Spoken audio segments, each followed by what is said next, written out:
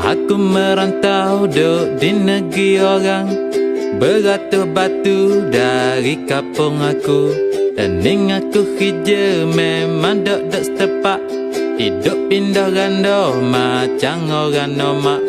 Nak cari kedai hok ada masakan kampung, tapi payah sungguh makanan segera hok setimbung. Ni aku malah duduk bandar besar, kalau sesak musim ketan tak tahu pala ekor.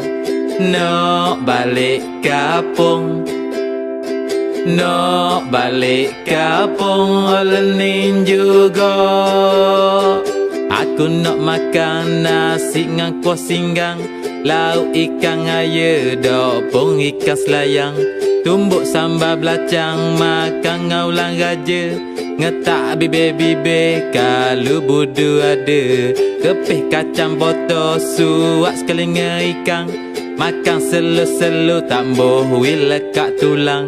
Kalau ada cuti pakak balik kampung lawe, balik mana lagi negeri Terengganu yang tercinta.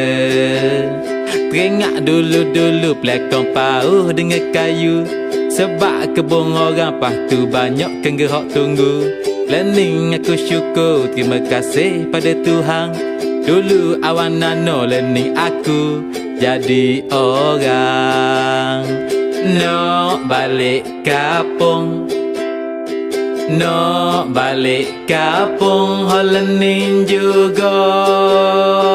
Aku nak makan nasi ngan kuah singgang, lauk ikan air dok pun ikan selayang, tumbuk sambal belacang makan ngaulang raja.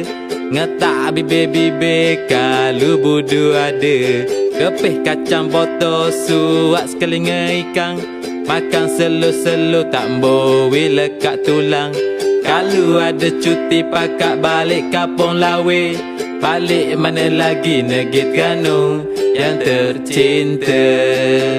Terengganu yang tercinta.